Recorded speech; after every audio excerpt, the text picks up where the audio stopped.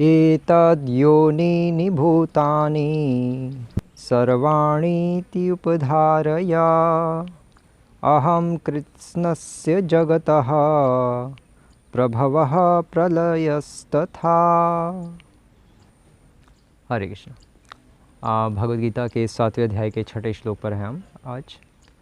और पिछले श्लोकों में तो भगवान चर्चा कर रहे थे कि मेरी दो प्रकार की शक्तियाँ हैं, एक उत्कृष्ट और एक निकृष्ट, जिसको सुपीरियर एनर्जी और इन्फीरियर एनर्जी कहते हैं, या जिसके अंतर्गत बहिरंगा शक्ति और अंतरंगा शक्ति आती है। और अब आज वाले श्लोक में भगवान कृष्ण, एक्चुअली पिछले श्लोक में तो भगवान ने बताया था कि दीन बनो, मैसेज ये था कि दीनता से ही ये चीज़ें समझ आएंगी। और आज वाले श्लोक में भगवान बता रहे हैं कि विश्वास रखो, श्रद्धा से ही ये चीज़ें समझ आएंगी।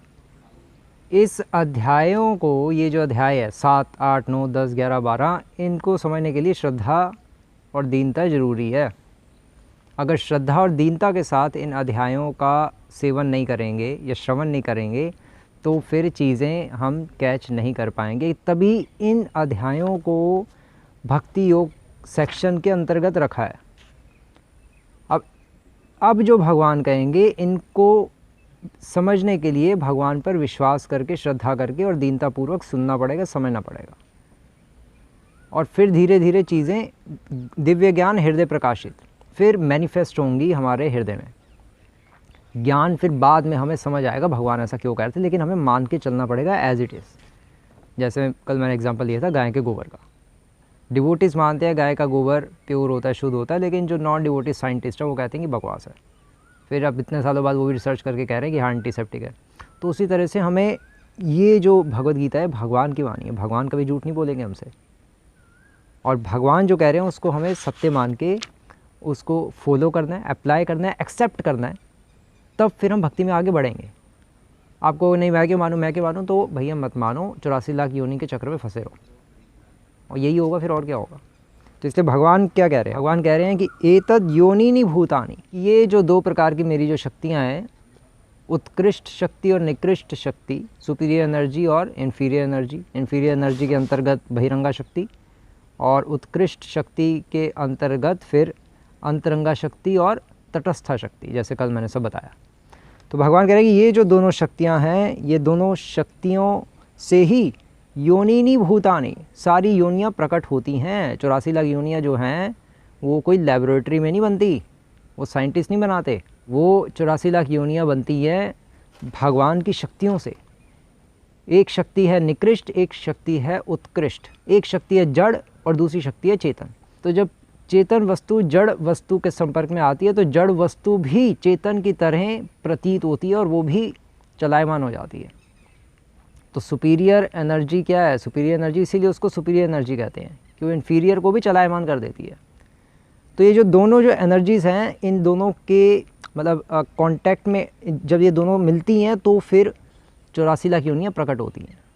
84 लाख योनियाँ क्या हैं, 84 लाख योनियाँ मतलब सब डेड हैं वो, लेकिन उन योनियों में आत्माएं रहती हैं इसलिए वो जीवित प्रतीत होती हैं।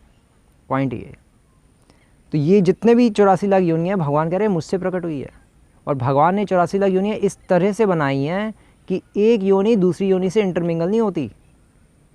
ऐसा नहीं है कि ये कुत्ता गाय से अट्रैक्ट होगा या सूअर हाथी से अट्रैक्ट होगा, नहीं, सूअर सूअरनी से अट्रैक्ट होगा, हाथी हाथीनी से और कुत्ता कुत्ती से। इस तरह से ही सिस्टम बना हुआ है प्रकृति का, ये भगवान ने बनाया है, कोई लेबोरेटरी में थोड़ी ना बनी है ये चीज़ें।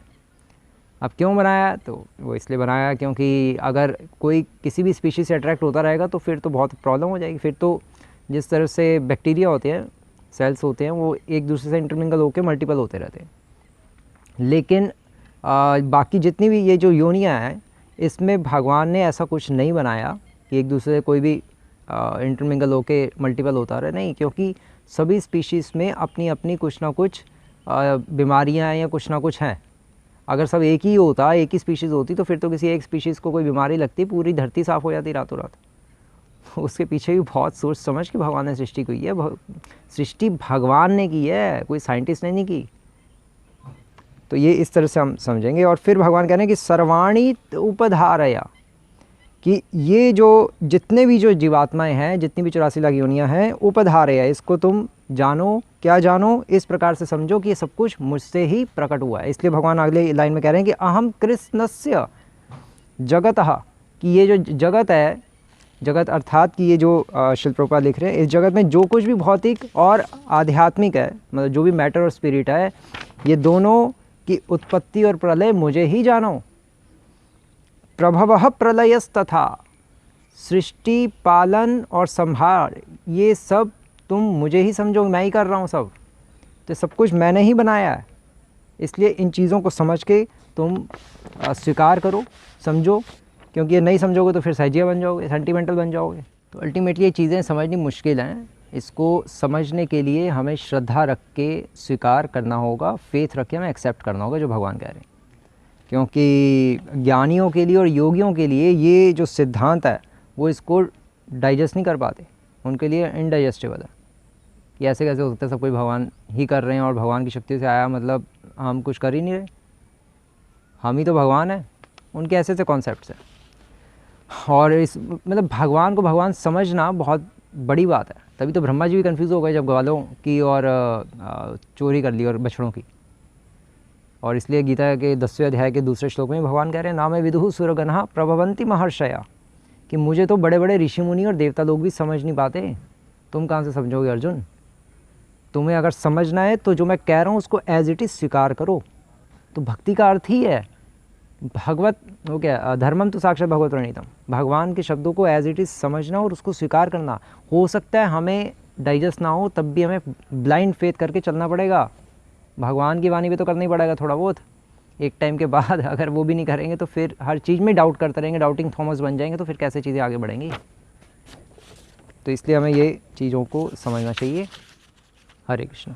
श्री प्रभुपाद की